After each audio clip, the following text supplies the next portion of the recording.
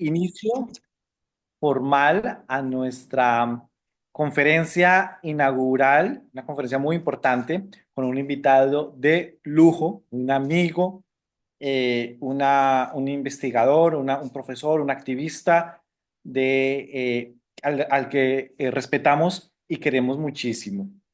Voy a permitirme leer una pequeña bibliografía para que conozcan un poco más de nuestro invitado el día de hoy. Jerome Bachet es historiador, inicialmente al estudio de las sociedades de la Edad Media Europea, publicando entre otros libros La civilización feudal, del año 1000 a la colonización de América. Es un libro muy conocido, muy famoso, multicitado. En español está por el Fondo de Cultura Económica en el año 2009. Ha sido durante muchos años profesor investigador de la Escuela de Altos Estudios de Ciencias Sociales en París y desde 1997 vive entre Francia y México, enseña en la Universidad Autónoma de Chiapas y participa en los seminarios del CIDES Uniterra en San Cristóbal de las Casas. Él es adherente de la Sexta Declaración de la Selva Lacandona y la Declaración por la Vida. Es autor de varios libros y artículos sobre la autonomía zapatista, entre los cuales destacan Rebeldía, Resistencia y Autonomía, la experiencia zapatista, editado por EON en 2018. Jerome ha encontrado en la experiencia zapatista una poderosa fuente de inspiración para repensar posibles mundos postcapitalistas. Desde su libro, que lo recomiendo mucho, Adiós al capitalismo, Autonomía, Sociedad del Buen Vivir y Multiplicidad de Mundos. Fue editado por Futuro Anterior y NET en 2014, hasta el Diccionario de los Mundos Postcapitalistas, que es un libro colectivo con cerca de 80 autores de muchos países del mundo que coordina y que se publicará a fines del 2025, primero en francés y esperemos que muy pronto en español. Jerome, te agradecemos infinitamente por tu participación, por estar acá presente y por compartirnos tu palabra. Adelante, Jerome. Bueno, buenas noches a todas y todos. Primero algún detalle técnico, a ver si me escuchan bien. ¿Sí? Sí, Bueno, perfecto. está bien. Espero que la conexión va a seguir así funcionando bien. Entonces, bueno, primero sí quiero agradecer muchísimo a los organizadores de ese diplomado por la invitación. Es un honor y un gusto hablar del poscapitalismo con ustedes esta noche. Eh, pues me gustaría conocerles a todos y todas, pero no les voy a pedir presentarse porque si no ya pasaría las 2 horas de nuestra charla. Entonces voy a hacer una presentación durante 1 hora y pues lo más importante e interesante creo que será la plática que podamos tener después de esta intervención inicial en la segunda hora de esta sesión. Entonces, muchas gracias también a todas y todos ustedes por su presencia y por su escucha. Pues entonces voy a empezar con como introducción, con dos comentarios que son en parte contrarios, ¿no? Por un lado, yo creo que sí podemos observar en los últimos años que existe un mayor interés por la cuestión del postcapitalismo. Hay más publicaciones que usan ese término o otros equivalentes. Hay más grupos y programas de investigación que se dedican a esto. Y este diplomado que empieza hoy es un claro ejemplo de esto, ¿no? Por supuesto, esa temática del poscapitalismo no es algo del todo nuevo, existe una larga tradición en esto, pero hay que insistir en que esto se había debilitado de cierta manera al punto de casi desaparecer, sobre todo a finales en las décadas últimas del siglo XX, por razones que recordaré más adelante. Entonces, la primera observación es que asistimos a un retorno del postcapitalismo y obviamente es algo que tenemos que celebrar y también tenemos que esforzarnos, y eso quizás es el más importante, en profundizar y ampliar esta dinámica de retorno del poscapitalismo. La otra observación, un poco en un sentido opuesto, es mencionar o decir, porque todos lo sabemos, que esta dinámica se da en un contexto cada vez más adverso. No es el espacio ahora para comentar las locuras de cada día de los Trump, Musk, Milley y demás. Sin embargo, estamos frente a una ofensiva tremenda de la derecha extrema y neofascista y también tenemos que enfrentar los tremendos retrocesos que esto implica y que va a implicar, porque vemos eso crecer día a día en muchísimos ámbitos, empezando por la lucha en contra de la devastación ecológica y el cambio climático, las luchas feministas y antipatriarcales, o también decoloniales y muchos otros ámbitos.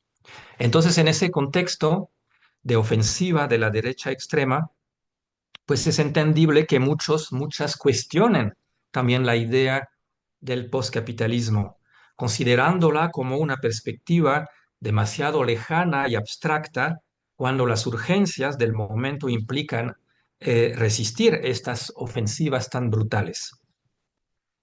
Eso es obvio y hay que tomarlo en cuenta, pero al mismo tiempo diré que el argumento de esta conferencia es que no podemos limitarnos en resistir a las ofensivas del enemigo por necesario que esto sea.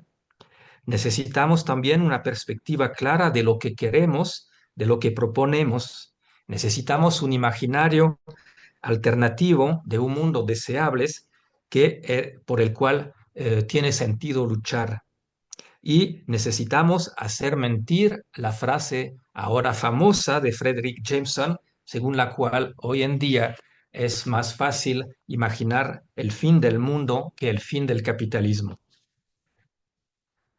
De hecho, no tiene sentido decir que somos anticapitalistas si no somos capaces de argumentar de manera creíble que otros mundos no capitalistas son posibles, es decir, no solamente que es posible imaginarlos, sino que también son realmente posibles.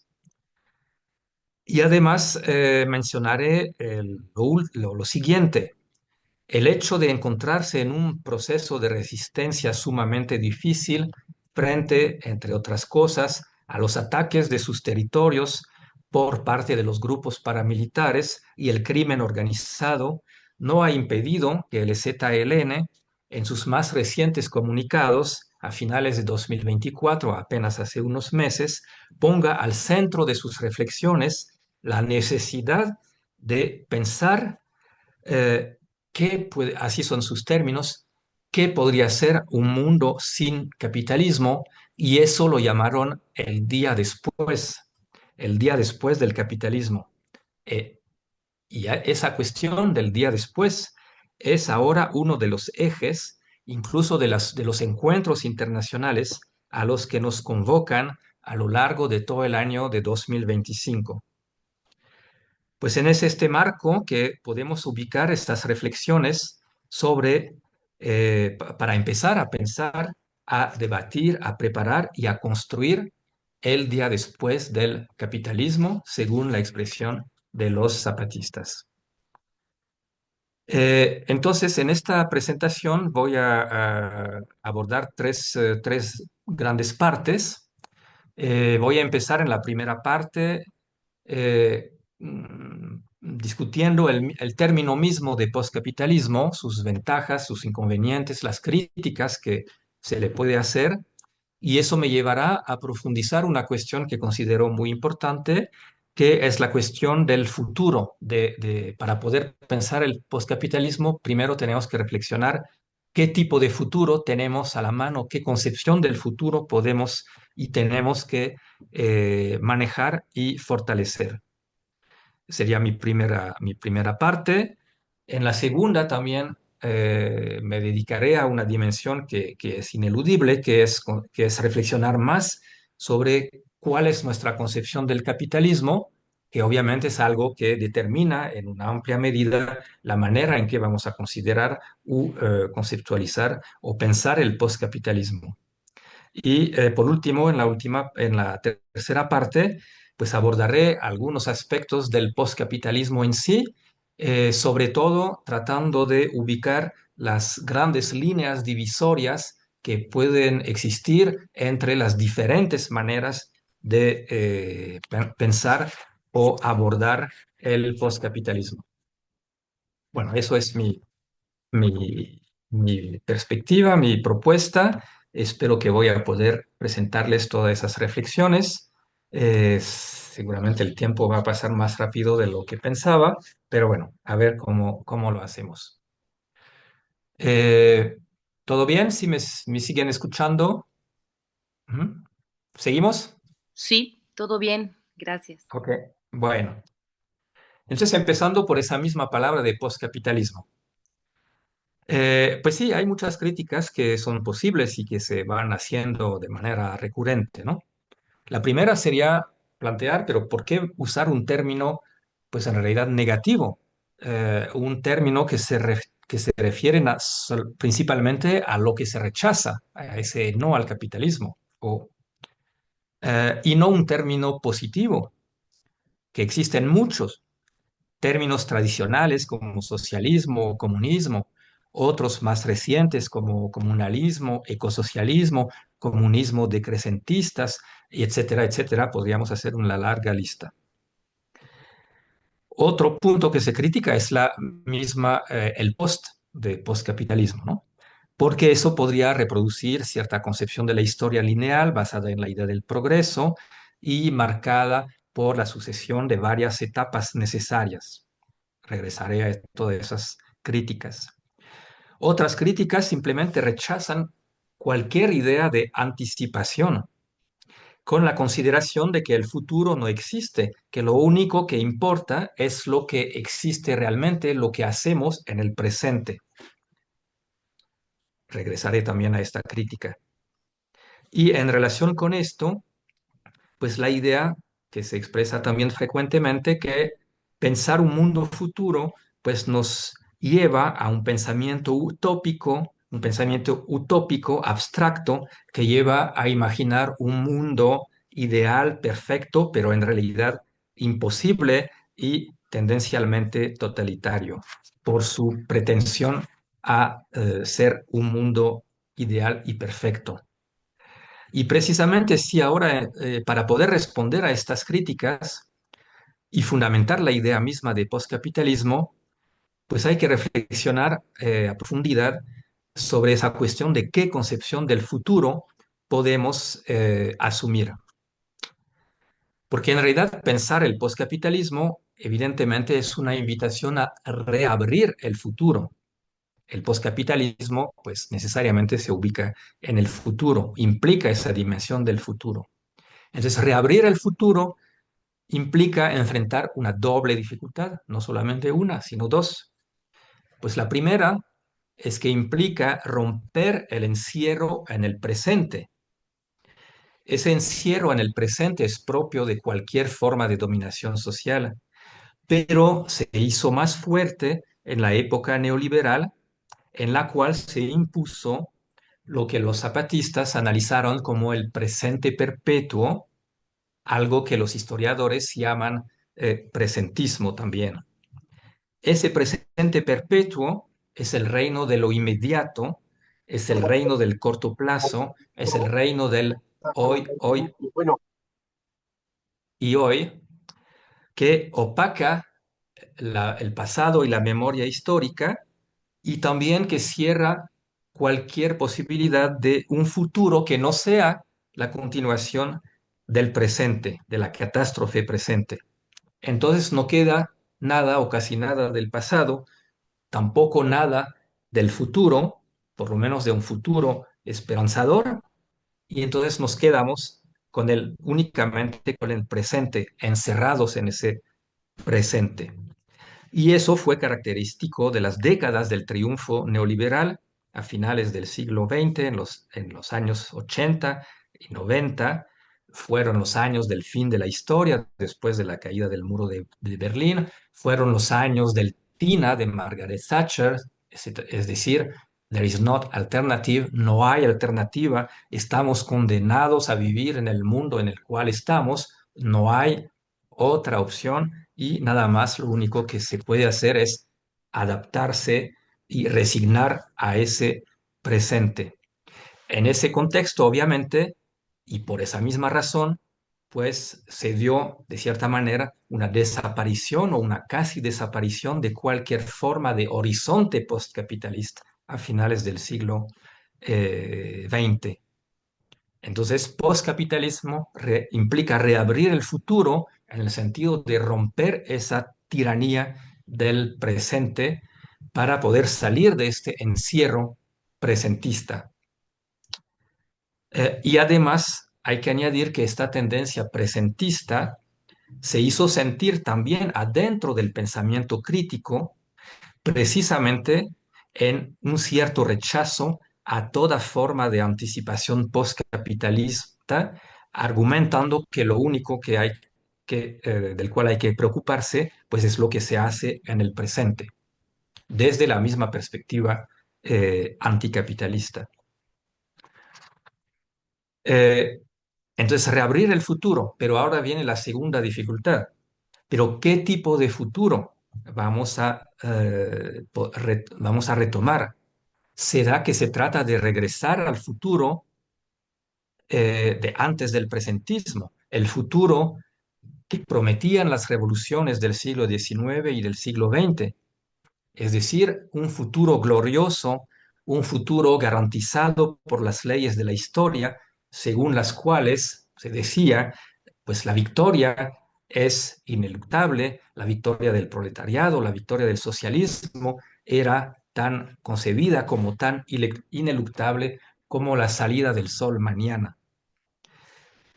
Pues eso era un futuro que no hacía más que retomar la concepción de la historia propia de la modernidad desde el siglo XVIII. Ajá. Una historia vista como una línea única, siendo toda la historia universal, pues asimilada a ese proceso del progreso, ¿no? Como considerando toda la historia universal como un proceso único de avance hacia unas mejorías generales de la organización humana, según esa concepción. Y es en esta concepción de la historia que se integraba la idea de la revolución como el gran acontecimiento centrado en la toma del poder del Estado que hay que esperar para acelerar ese movimiento de la historia y dar paso a pues una nueva etapa emancipadora de la historia humana. Pues hoy en día esa concepción de la historia sigue siendo defendida por varios autores, que esa visión, que es la visión moderna de la historia. Para dar solo un ejemplo, pues se publicó hace unos años el llamado Manifiesto Aceleracionista, en el cual sus autores defienden claramente esa visión tradicional de la historia, o moderna, digamos, según la cual, pues para ir hacia el socialismo hay que eh, seguir en las dinámicas mismas del capitalismo, con todos los fenómenos que vemos actualmente, incluso basados en las nuevas tecnologías, los nuevos métodos de producción, etcétera, etcétera. Y eso hay que acelerarlo, hay que ampliarlo más rápidamente posible, porque eso va a dar paso a la siguiente etapa del proceso de la historia, que sería el socialismo, ¿no? Sin embargo, una mirada crítica a los procesos revolucionarios del siglo XX sugieren más bien la necesidad de buscar otros caminos y implica distanciarse del modelo clásico de la revolución, tal como lo han hecho los zapatistas, los cuales también no han dejado de reiterar sus críticas a la idea del progreso, incluso reivindicando el hecho de definirse como anacrónicas, que es precisamente una contraposición radical a la idea de la modernidad. Eh, y ese distanciamiento crítico respecto del pensamiento revolucionario del siglo XX es precisamente una de las razones por las cuales es oportuno suspender el uso de los términos clásicos para pensar el poscapitalismo que pueden parecernos muy nobles y bellos, pero cuyo uso hoy en día resulta demasiado asociado con experiencias eh, del pasado trágicamente fracasadas. Además, para seguir en ese comentario sobre el término mismo de poscapitalismo, cada término positivo que vamos a utilizar, que sea ecosocialismo, que sea esto, que sea lo otro, pues es propio de cierta tradición de pensamiento y entonces implicaría privilegiar una tradición de pensamiento o una teoría respecto de otras. Y eso implicaría y pues encerrarse en una concepción en contra de otras. Eh, y en ese sentido, en su indeterminación, el término de poscapitalismo tiene la ventaja de no pretender imponer una visión más que otra, ¿no? Se abre a una pluralidad de concepciones posibles. Y sobre todo es fundamental insistir en que el poscapitalismo, ahora como concebimos ese mundo posible poscapitalista, pues no tiene que pensarse como un solo mundo, como una opción única derivada de un proyecto universalizador. Esto es otra diferencia radical con el proyecto revolucionario tal como fue pensado y llevado a la práctica en el siglo XX. Entonces, pensar el postcapitalismo nos abre de manera más favorable a la idea de una multiplicidad de mundos, tal como lo expresan los zapatistas cuando llaman a construir un mundo en el cual quepan muchos mundos.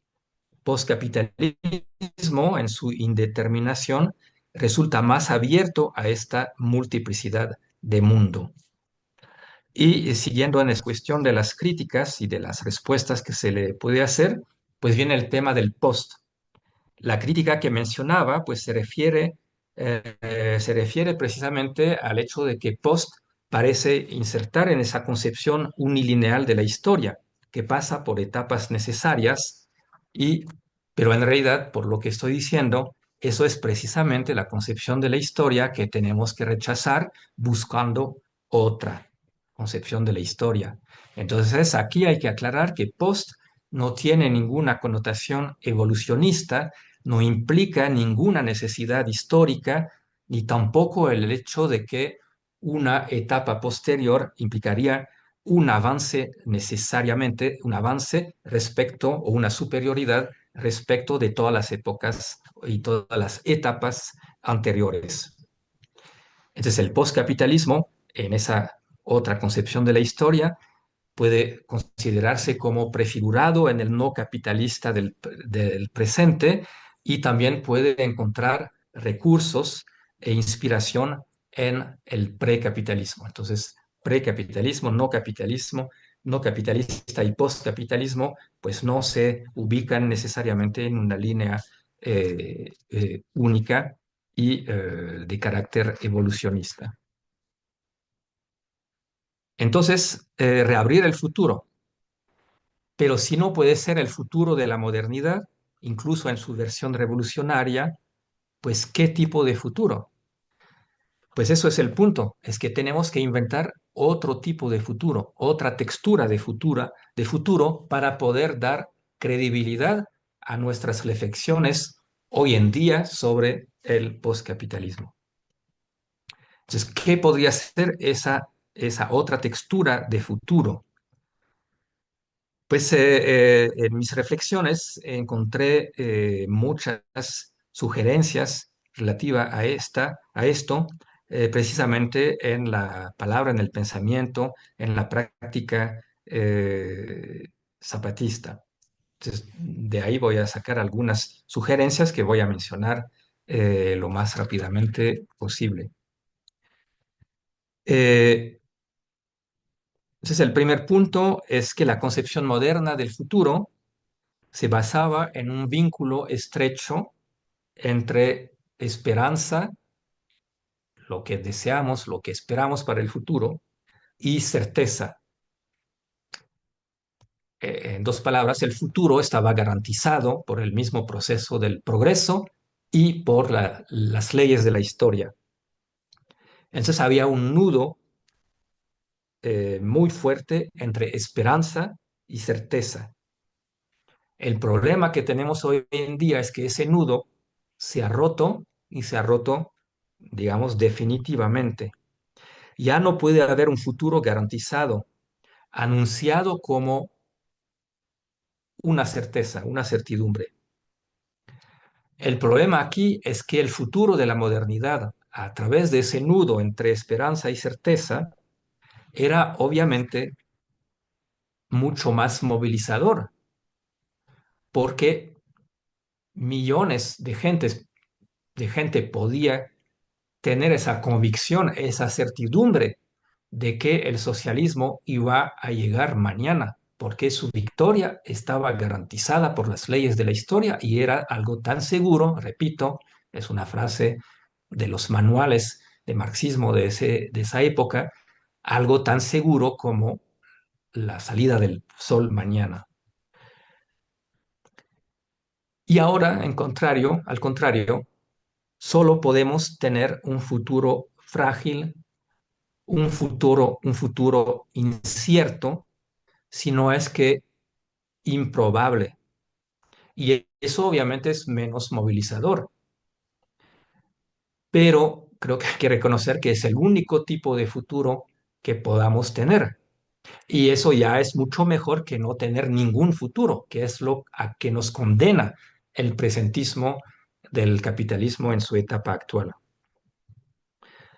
Y es ese futuro frágil, pero posible, que hay que asumir, que hay que cultivar y que hay que hacer crecer a pesar de no tener ninguna certidumbre al respecto. Eso es un cambio bastante fuerte que hay que asumir. Eh, en base a esto hay que entender también, para entrar en algo un poco más concreto también, es que si pensamos en el futuro, pues eso nos marca la búsqueda de, la, de un de la, de una aspiración a anticipar, pero hay que entender que anticipar no necesariamente es lo mismo que planificar.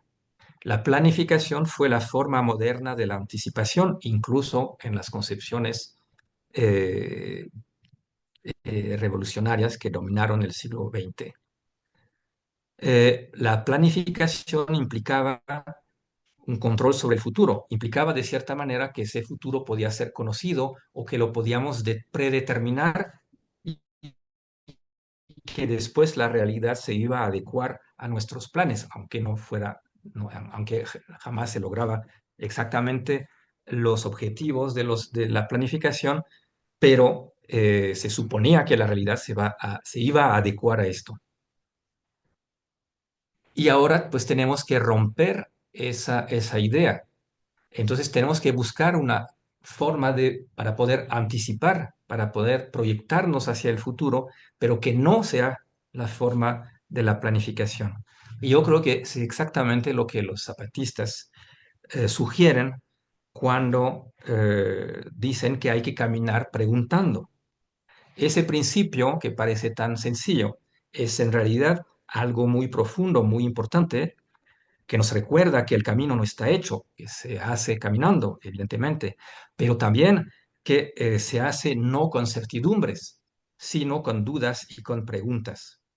Entonces, esa pequeña frasecita muy sencilla, en realidad es un principio radical que rompe con los esquemas de la modernidad, que rompe con la idea de la planificación, que rompe con la idea de la vanguardia y con la concepción de la historia que eso implicaba, pero al mismo tiempo no descarta toda idea de anticipación, porque hay algo que nos empuja a empezar a hacer ese camino, a querer caminar para ir hacia algún lado que no sabemos bien dónde, pero que necesita ponerse en camino, empezar a caminar.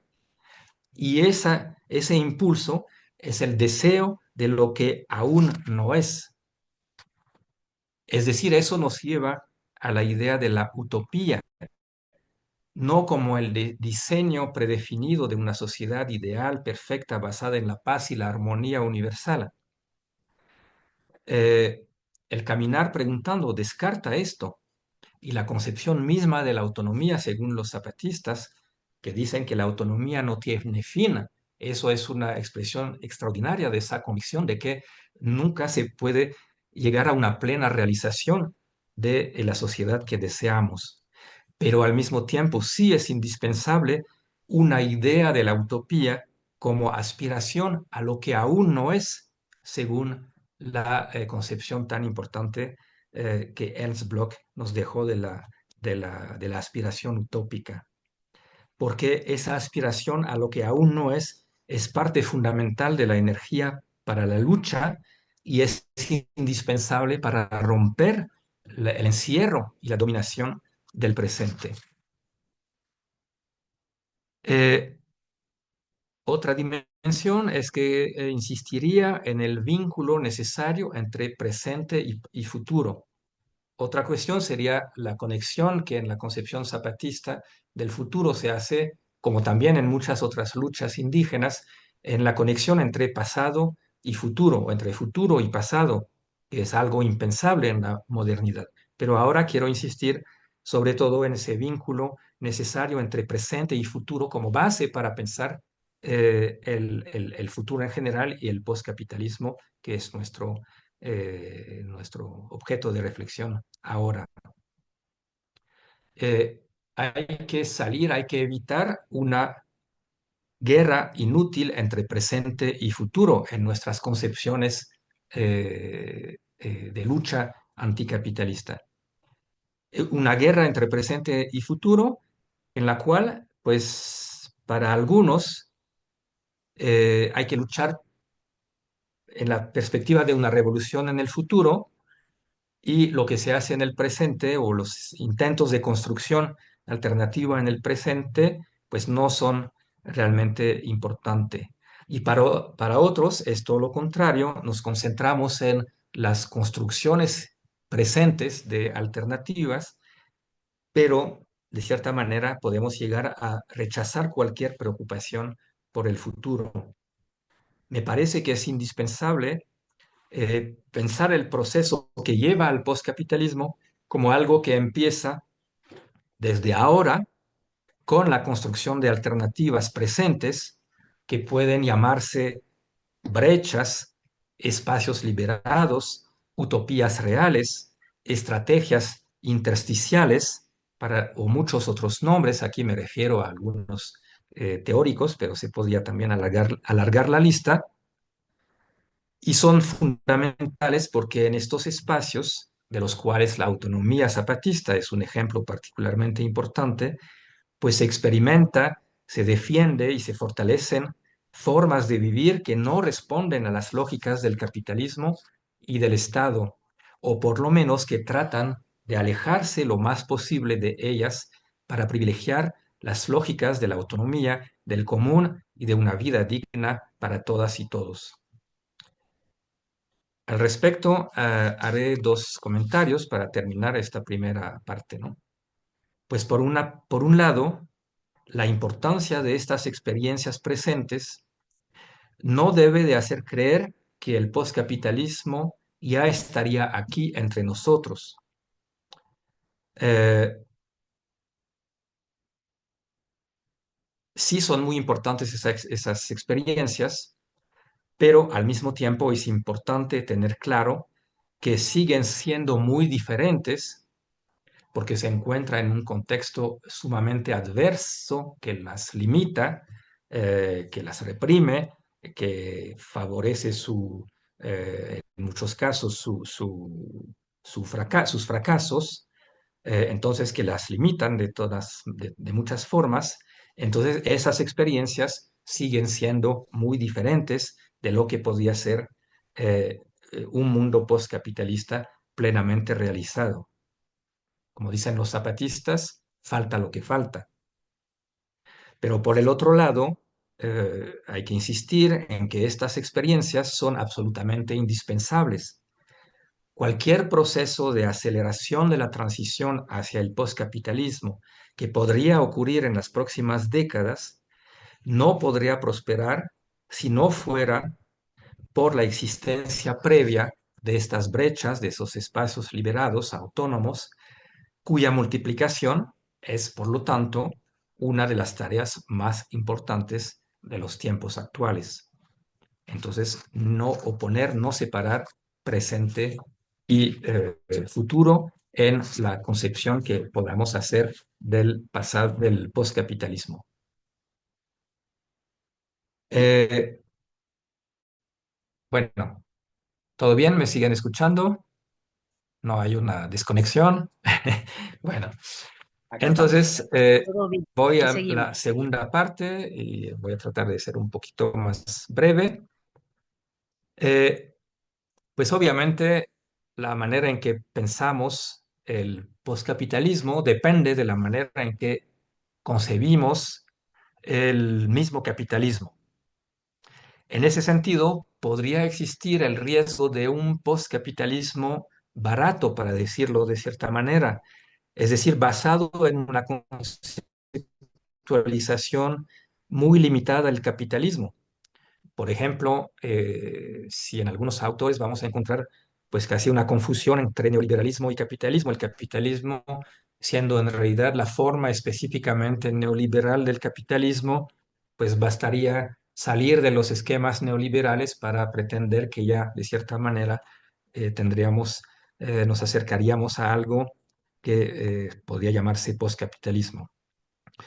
Entonces, el error aquí sería dejar de poner atención a las categorías y los mecanismos fundamentales que han sido, por ejemplo, al centro de la obra de Marx y que entonces por eso y que nos llevan no a concentrarnos tanto en la acción de los dominantes, de los capitalistas, de los multimillonarios, de los eh, de los directivos de las grandes empresas que hoy en día pues sí vemos mucho por delante en la actualidad, pero que son más, que no son más que una parte muy limitada del capitalismo en sí.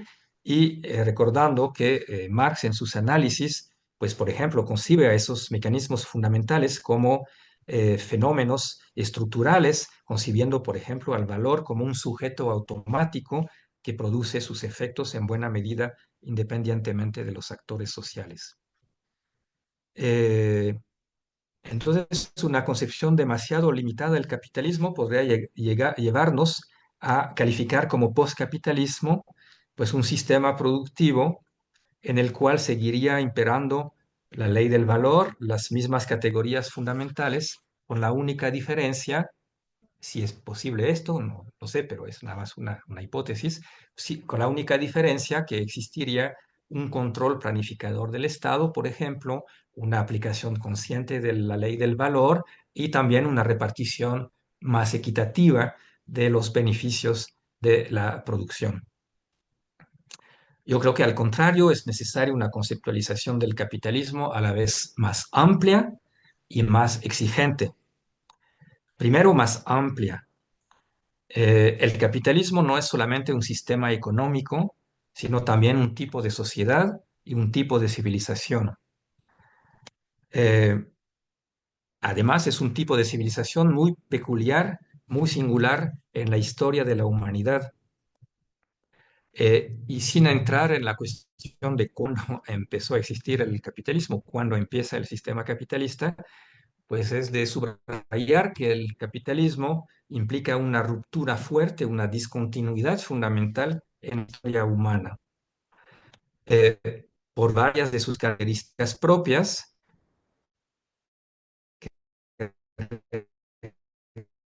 más adelante, pero hoy es que precisamente hoy en día estamos viendo las consecuencias el, el sistema capitalista. Nos está llevando a un cambio de época geológica que puede llamarse antropoceno, capitaloceno o el nombre que quiera,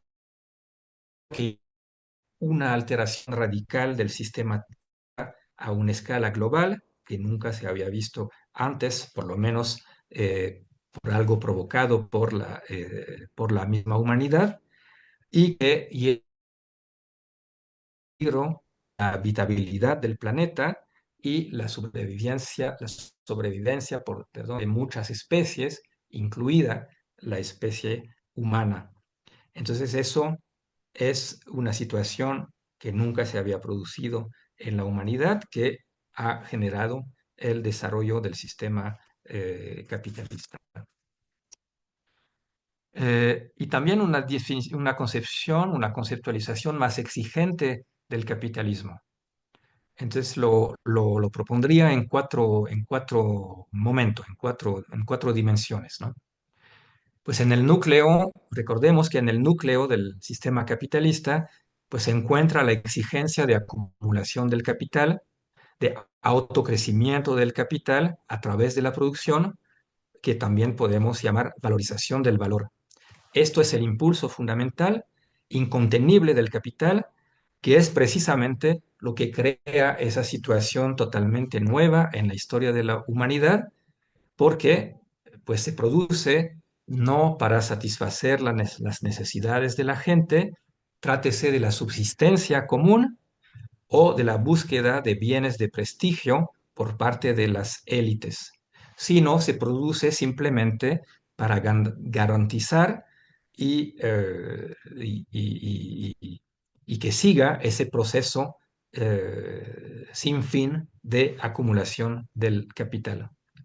Esta lógica de valorización del valor pues lleva a la humanidad a lo que Marx ha llamado la producción por la producción. Se produce por responder a la misma exigencia de la producción, que no hace más que responder a la exigencia de acumulación del capital. Y eso es precisamente el mecanismo fundamental detrás del productivismo compulsivo del capitalismo, que a su vez es la causa fundamental de la actual devastación ecológica y de la crisis climática, que es la razón fundamental que permite hablar de un cambio de época geológica, del paso a una nueva época geológica causada por la acción humana y en concreto por las dinámicas mismas del capitalismo. Eh, con esto pues llevamos a la segunda dimensión, que es la identificación de las categorías fundamentales del capitalismo. Por ejemplo, mercancía, valor, trabajo, economía. No me voy a detener en mercancía y valor, que son pues más conocidas, digamos. Sobre el trabajo, yo recordaría algunas características para decir que esta noción es fundamental en el capitalismo. Se puede argumentar, me refiero aquí a la obra de Moshe Postón en particular, que no existía como tal esa noción en las sociedades anteriores, que se vuelve únicamente en el capitalismo la mediación social fundamental, algo que no existía anteriormente, y que se caracteriza por la dualidad entre trabajo concreto y trabajo abstracto. Trabajo concreto es la actividad en cuanto produce bienes de los cuales se da algún uso, y trabajo abstracto en cuanto nada más produce valor, y la característica fundamental del capitalismo aquí es la preeminencia del trabajo abstracto sobre el trabajo concreto. Lo que importa realmente en el capitalismo es el trabajo en cuanto trabajo abstracto, productor de valor, y no el trabajo concreto. Obviamente, si el capitalismo se caracteriza por estas categorías, el postcapitalismo solo podría consistir en la eliminación de estas categorías, en la eliminación del valor, en la abolición del trabajo asalariado, quizás la abolición o la desaparición de la misma noción de trabajo, en la desaparición de la separación entre productores y medios de producción, que es la base de la relación propia del capital, en específico el trabajo asalariado.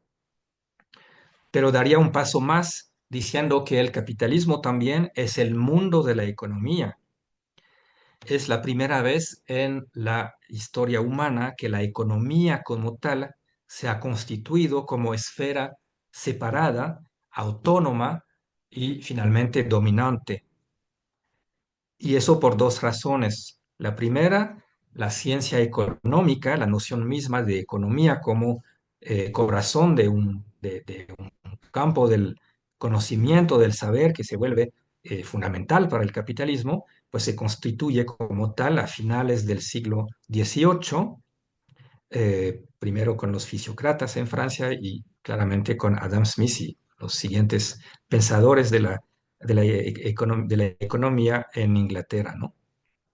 Y al mismo tiempo se dan procesos reales que corresponden a lo que Karl Polanyi ha analizado como el proceso de desincrustamiento, no sé cómo se traduce eso de disembedded del inglés, eh, eh,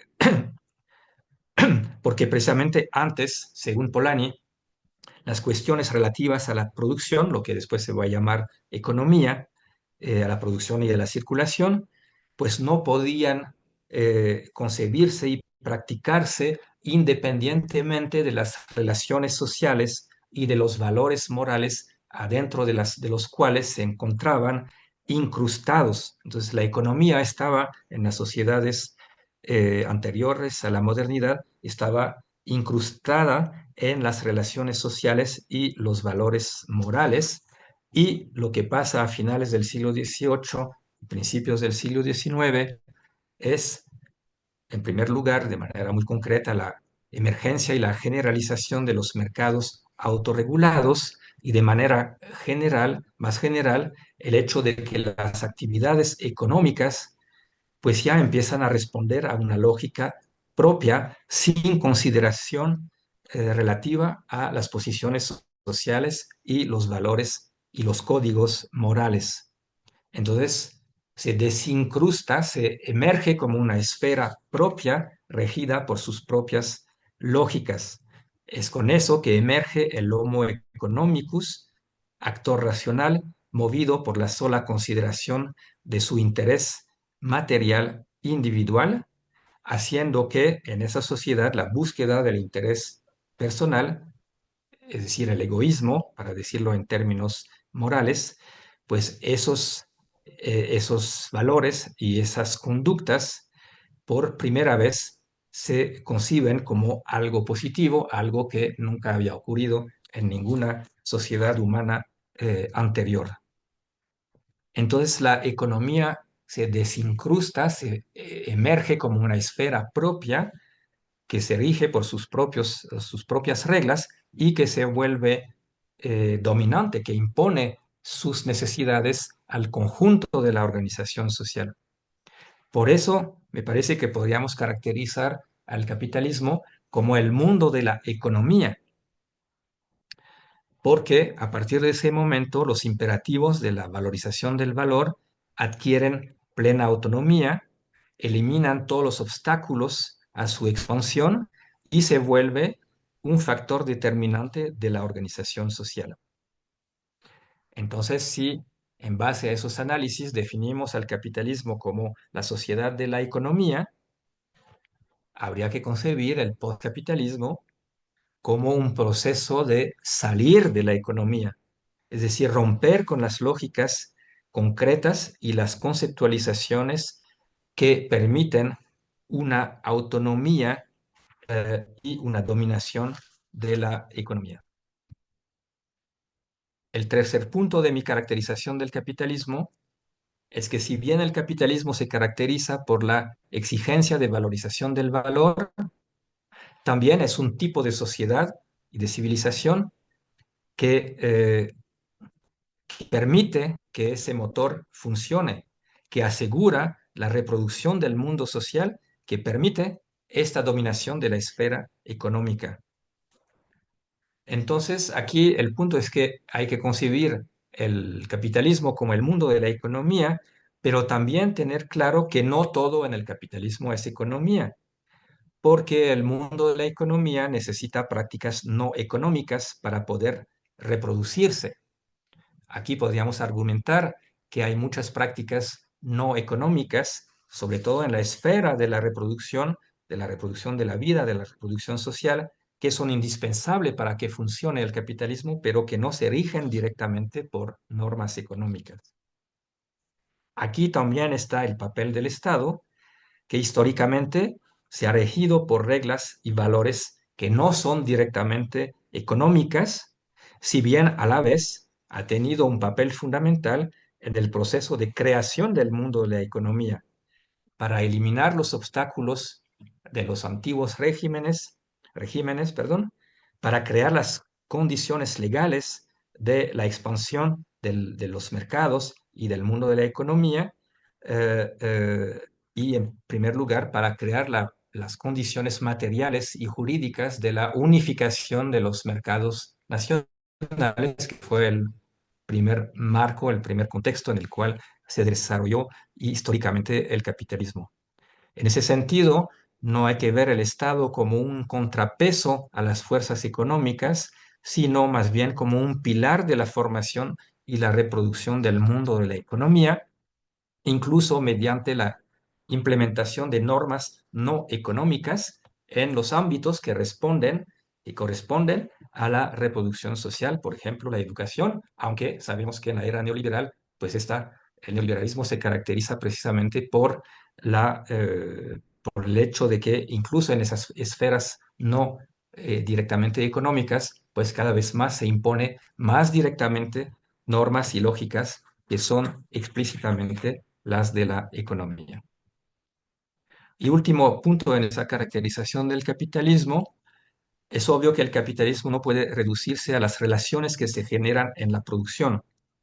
Los estudios feministas, en particular los del feminismo materialista, del cual podemos tomar el ejemplo de la obra de Silvia Federici, pues han insistido, y otras corrientes también, han insistido en la importancia del trabajo reproductivo, del trabajo doméstico, realizado en lo esencial por mujeres, que no entra en los parámetros del análisis marxista clásico, pero que ellas han insistido en que eran la parte oculta sin la cual el capitalismo no podría funcionar. En ese sentido, las relaciones de género, las relaciones patriarcales, son indispensables para mantener esta división del trabajo y sobre todo para mantener la invisibilización del trabajo reproductivo, que es una condición para que funcione el sistema capitalista. Eh,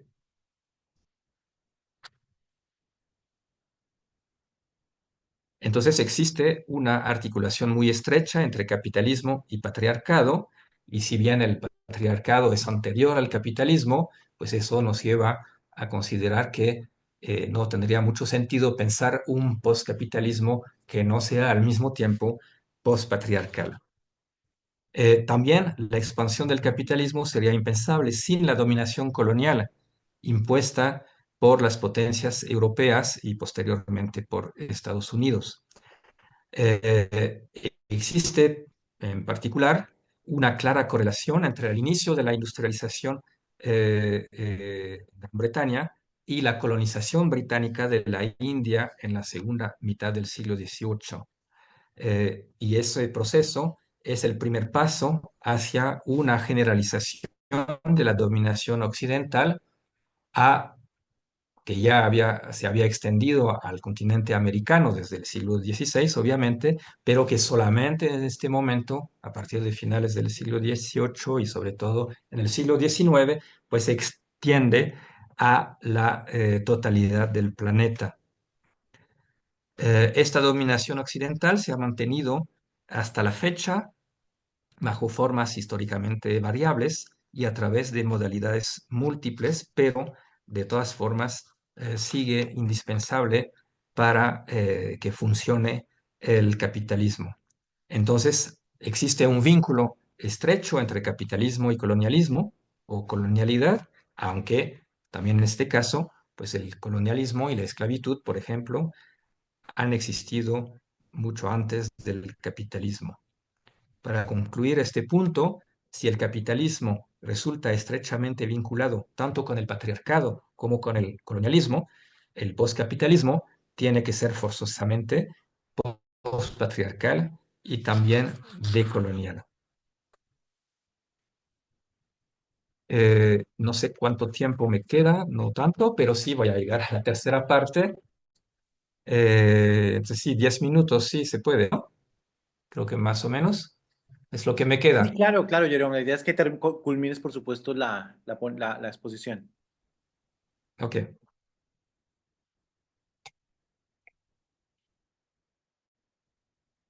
Disculpen que obviamente tenía demasiado cosas que compartir y entonces se alarga un poquito más de lo que pensaba, aunque trate de ir lo más rápidamente posible, quizás demasiado. Entonces ahora, como tercer parte, quiero entrar un poquito más en la manera en que podemos empezar a concebir el postcapitalismo. No se trata de dibujar ese mundo, no se trata de hacer un plan o un proyecto acabado, que eso sería contrario a todo lo que dije inicialmente, pero trataré principalmente de identificar grandes problemas y sobre todo líneas divisorias adentro del pensamiento anticapitalista e incluso postcapitalista. Muy brevemente, son cuestiones muy amplias, pero por razones de tiempo tengo que ser breve. El primer punto, el primer problema que crea una línea divisoria muy fuerte, pues es la cuestión del Estado. Obviamente una primera postura hasta el día de hoy, pues sigue pensando en postcapitalismo estadocéntrico, viendo al Estado como la herramienta fundamental de transformación radical de la sociedad para poder considerar la posibilidad de una transición del capitalismo al postcapitalismo. Por otro lado, podemos considerar que la crítica o la mirada crítica a las experiencias revolucionarias del siglo XX puede llevar a considerar que esta centralidad del Estado ha sido una de las razones, no la única, pero una de las razones del fracaso de estas experiencias. Esta crítica es la que ha llevado a cabo los zapatistas, el ZLN, haciéndolo a partir de su propia tradición marxista-leninista en sus primeras etapas, pero llegando a formular de manera muy clara y ha sido objeto de muchas discusiones desde finales del siglo pasado, formulando un claro rechazo a la toma del poder del Estado. No es un rechazo al poder en general, que eso puede generar muchas confusiones, pero un rechazo a la toma del poder, es decir, la toma del poder del Estado. Y más claramente, para el tema que nos interesa, proponiendo de manera muy clara, muy tajante, una crítica de lo que han llamado, no sin un cierto humor, el modelo de dos tiempos de la revolución, y así lo comentaron, ¿no? Ese modelo del dos tiempos dice, pues primero, cito más o menos, o hago una paráfrasis de sus explicaciones. Primer tiempo, tomo el poder, y segundo tiempo, cambio el mundo. Pero lo que pasa, y ahí va la crítica, pues que voy cambiando el mundo conforme a lo que me conviene a mí que estoy en el poder. Eso es una manera de sintetizar a su modo, pues algo de la historia de los procesos revolucionarios estadocéntricos del siglo XX, ¿no? Y eso nos lleva a buscar otros modelos para una política revolucionaria. Pues existe ahí una larga tradición, no es algo que se va a inventar en ese momento. Existe una larga tradición que podríamos llamar comunal, pues ahí su expresión histórica más famosa, o una por lo menos, es la Comuna de París, 1871, que Marx ha definido en una expresión muy fuerte como una revolución contra el Estado, añadiendo no una revolución contra el Estado burgués, contra el Estado imperial, contra el Estado democrático, contra el Estado así o asá, no, una revolución en contra del Estado como tal, es decir, en su principio mismo. Eh, y esas corrientes, para pasar a una situación más actual, pues lo que la búsqueda de ese otro modelo, pues va del lado de las experiencias que reivindican la autonomía, tal como lo están haciendo los zapatistas. Lo han hecho durante 20 años a través de una organización basada en el funcionamiento de los municipios autónomos y las juntas de buen gobierno, algo que a partir de finales de 2023 pues han cambiado su organización concreta, pero siguiendo con el proyecto mismo de la autonomía. Pues eso lo podemos considerar como una forma de gobernarse que es radicalmente diferente a lo que caracteriza la forma Estado. Entonces, en la autonomía, por ejemplo, en la autonomía zapatista, tenemos un claro ejemplo de la posibilidad de una política no basada en la forma Estado, de una manera de gobernarse no basada en la forma Estado. Pues, ¿y en qué consiste? Pues consiste en un autogobierno desde la gente misma, cuando al contrario el Estado es la forma que organiza la disociación entre gobernantes y gobernados. Entonces, la autonomía, al contrario de esto, supone, y es lo que se ve en la experiencia zapatista, la invención constante de formas de lo que yo llamaría formas de delegación no disociativas que buscan evitar esa separación entre gobernantes y gobernados, que es la condición para poder seguir hablando de autogobierno. Eh, es fundamental insistir en que la autonomía es una forma política que parte de lo local, es una política territorializada, anclada en los espacios concretos de la vida cotidiana, por lo tanto también es una política de la multiplicidad y no homogeneizadora, parte de las singularidades de cada lugar y de las decisiones propias de sus habitantes. Sin embargo, si la autonomía implica una relocalización de lo político, no necesariamente se encierra en lo que podríamos llamar una forma de localismo, es decir, una concepción que consideraría a lo local como la única dimensión que hay que considerar.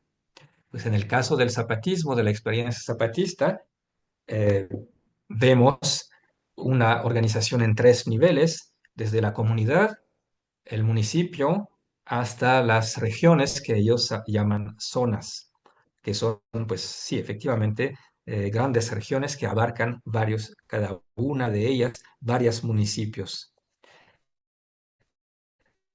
Y eso porque hay necesidad de intercambios entre las entidades locales, hay necesidad de organización común, hay necesidad de capacidad, de una capacidad para resolver problemas compartidos y también eventuales litigios o conflictos. A eso sirven las zonas, a eso sirvieron las juntas de buen gobierno zapatistas y también ahora a eso sirve la organización Interzonas que explican en sus más recientes intervenciones, pues han empezado a desarrollar desde el año pasado. Además, la lucha zapatista siempre se ha preocupado por articular tres escalas, la de las construcciones locales de la autonomía, la perspectiva nacional de un cambio para México en su conjunto y también la perspectiva planetaria, y eso desde la organización de los encuentros intercontinentales por la humanidad y contra el neoliberalismo en los años 90 hasta las más recientes iniciativas para llamar a formar redes planetarias de resistencias y rebeldías. Entonces, y estas tres escalas siempre están interrelacionadas y permiten evitar los peligros que cada una de esas escalas podría conllevar si se tomaría de manera aislada o separada de las otras. Entonces, bueno, primer línea divisoria en torno a la cuestión del Estado. La segunda, en torno a las cuestiones tecnoproductivas.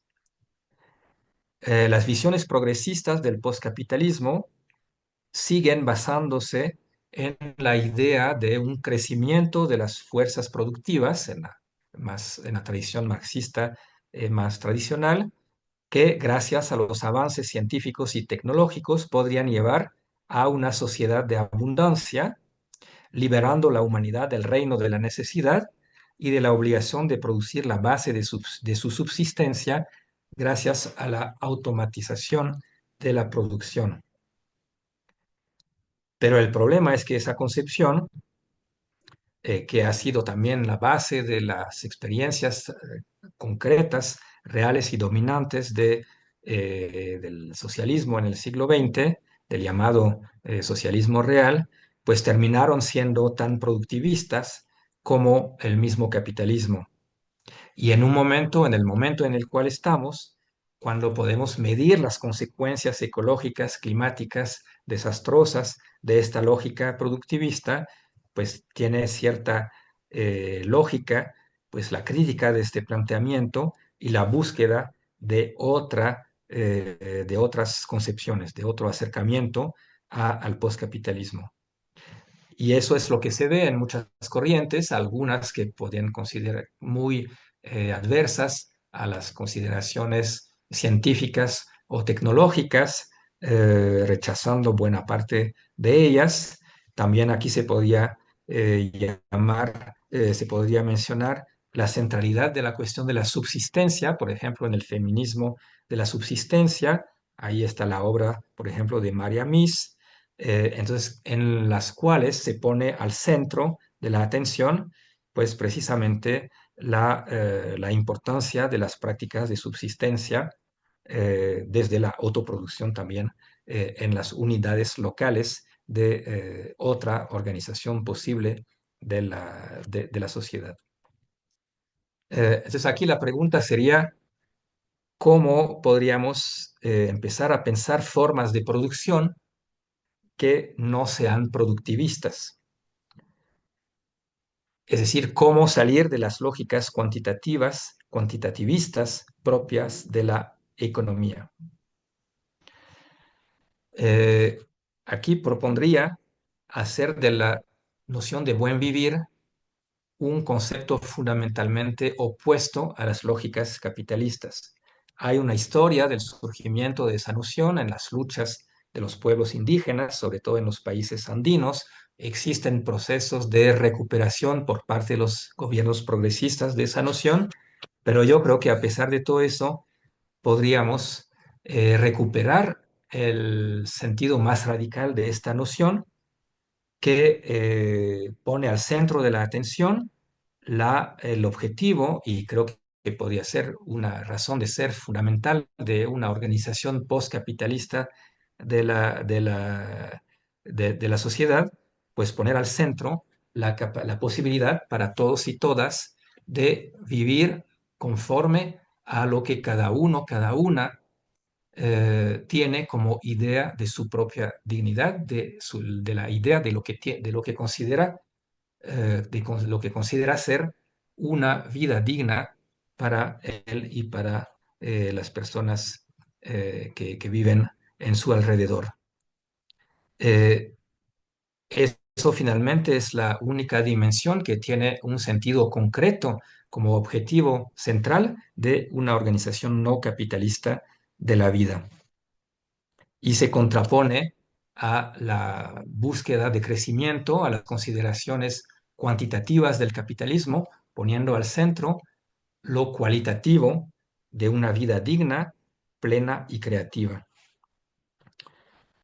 Pero ¿cómo eso podría concretarse? Eh, y el punto fundamental es cómo se toman las decisiones productivas. Creo que el principio fundamental aquí es asumir que las decisiones productivas ya no pueden tomarlas más los administradores del capital, sino que la tiene que tomar la gente misma, quien se interesa directamente en el uso de lo que se va a producir, o también de los servicios que se van a coorganizar colectivamente. ¿Y cómo lo pueden hacer? ¿Dónde lo tienen que hacer? pues en el marco de las instancias de la autonomía de la organización política que acaba de mencionar anteriormente, es decir, en sus asambleas comunales o en las otras instancias que se habrán creado en el marco de esta organización política autónomo no estadocéntrica. ¿Y en base a qué criterios se tomarían esas decisiones productivas? Pues por un lado, pues está lo que la gente considera pertinente producir para garantizar la vida digna de todas y todos. Es el criterio más obvio en esa lógica. Sin embargo, no es algo sencillo, porque siempre hay varias concepciones posibles de lo que es una vida digna, y precisamente son las discusiones colectivas que pueden llevar a determinar en qué consiste y qué es lo que hay que producir para asegurar esto. Pero al mismo tiempo, habría que considerar de manera evidente las implicaciones ecológicas de cada producción.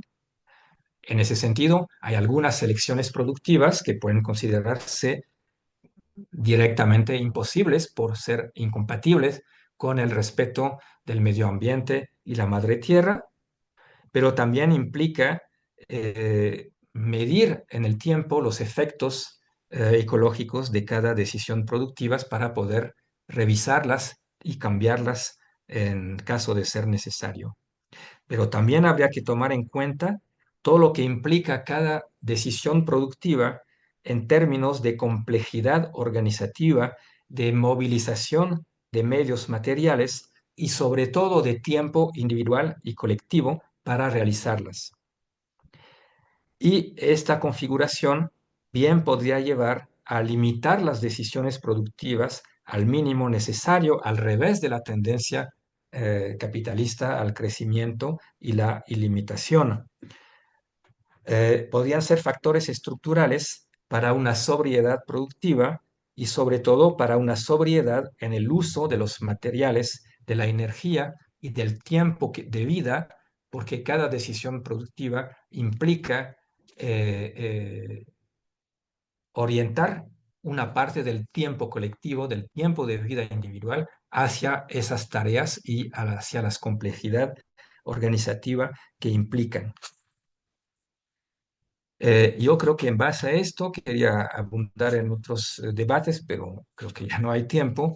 Yo creo que esa manera de concebir la parte crucial, que es la de las decisiones productivas, es la manera concreta de asegurar la reintegración de la economía en el tejido de la vida social y es la condición indispensable para salir del dominio de la economía. Una tercera dimensión genera muchas líneas divisorias adentro del pensamiento anticapitalista y postcapitalista, se refiere a lo que podríamos llamar una dimensión civilizacional o hasta antropológica, y se refiere de manera más concreta a las bases fundamentales de la modernidad, cómo nos ubicamos respecto a esto. Ya mencioné la cuestión, la línea divisoria relativa a la concepción de la historia y a la idea del progreso, pero hay otros pilares de la modernidad que hay que considerar aquí, como son el individualismo, el naturalismo y el universalismo, y que son también ocasiones de fuertes divisiones adentro del pensamiento anticapitalista, sobre todo los dos últimos. Entonces, dos palabras sobre cada uno de esos puntos para poder terminar. Con naturalismo me refiero a la gran separación entre hombre y naturaleza, que es un fenómeno específico de la modernidad europea a partir del siglo XVII y que se ha criticado en muchas ocasiones. Y frente a esto, frente al desastre civilizacional al que ha llevado la modernidad capitalista, pues existen muchos llamados, es algo bien conocido, a buscar superar esto y a buscar reintegrar al ser humano adentro de la naturaleza, o más bien adentro de la comunidad de todos los habitantes del planeta, habitantes humanos y no humanos, considerando las relaciones de interdependencia que existe entre ellos y con su medio de vida. También aquí está el llamado a pensar una cosmopolítica que no se limite ya más a los humanos, sino que considere también los humanos y los no humanos y lleva también a considerar y a reflexionar sobre la existencia de comunes interespecies que abarcan la especie humana y también otras especies de los seres vivos. Eh, entonces, podríamos decir que un poscapitalismo ahora ya no es pensable sin una revolución antropológica, que todo eso implica, pero también aquí tenemos a otras corrientes que rechazan estas perspectivas, se burlan de ellas o las critican por alejarse de las dimensiones materiales fundamentales y de los planteamientos clásicos de la lucha de clase, para tomar algún ejemplo, ¿no? La cuestión del universalismo también es muy importante, repitiendo que el proyecto emancipador de la modernidad era un proyecto universalista que ha retomado en su esencial los valores definidos a partir de finales del siglo XIX, del siglo XVIII en Europa, y que desde ese momento se consideran como universales, con la idea de que deben de expandirse a través de su versión radicalizada por la idea revolucionaria a toda la humanidad. Pero eso en concreto ha implicado la imposición de un proyecto único y homogeneizador, del cual ahora llegamos al momento de criticar ese planteamiento. Pues las posturas universalistas siguen existiendo en las corrientes del pensamiento crítico, en el pensamiento anticapitalista, postcapitalista, pero por el otro lado, pues existe la voluntad de romper con esta concepción universalista, por ejemplo, en las corrientes postcoloniales y decoloniales, planteando la perspectiva de un pluriverso, de un pluriversalismo, y a esa perspectiva a la que puedo adherir, pero nada más haría el breve comentario que me gustaría más llamar ese planteamiento pluriversal más que pluriversal, porque en esa formulación del pluni es una manera más pertinente, en mi opinión, de juntar lo plural y lo único,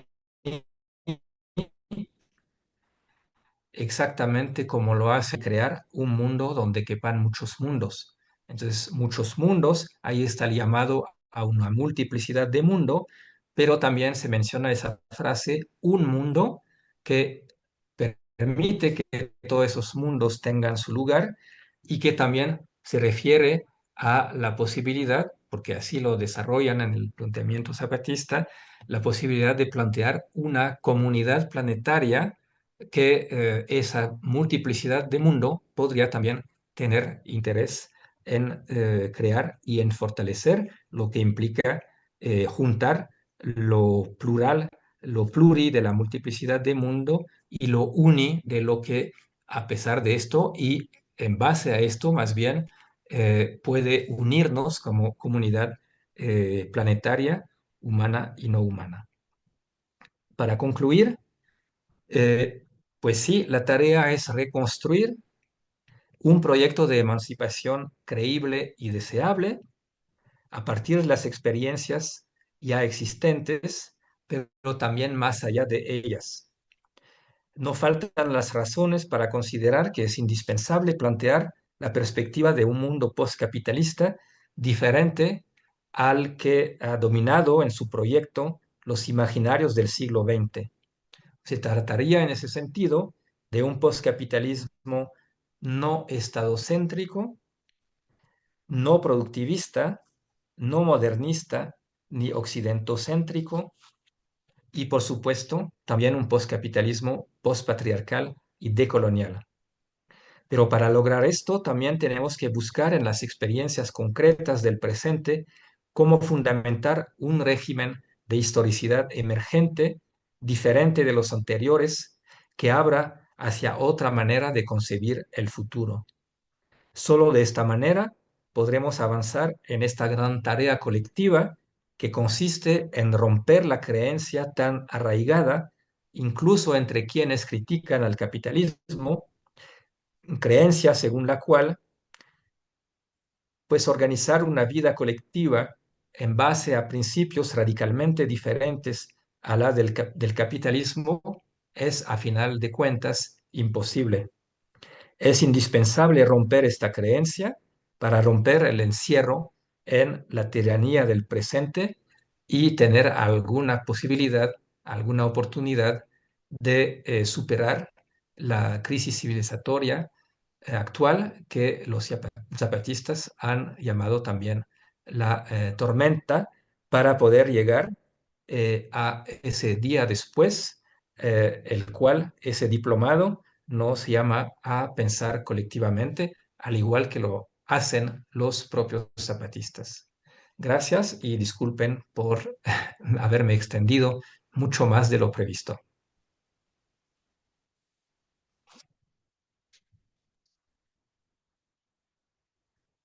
Pues muchas gracias, Jerome, por esta exposición que nos deja pues con un planteamiento y un panorama muy amplio de- desde el análisis del capitalismo hasta justo cómo pensar ese poscapitalismo.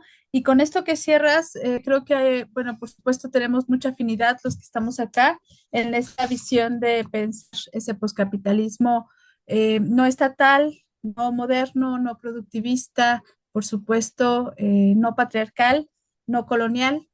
Y bueno, pues vamos a iniciar el debate. Seguramente habrá comentarios, preguntas de nuestros compañeros que participan en esta primera sesión.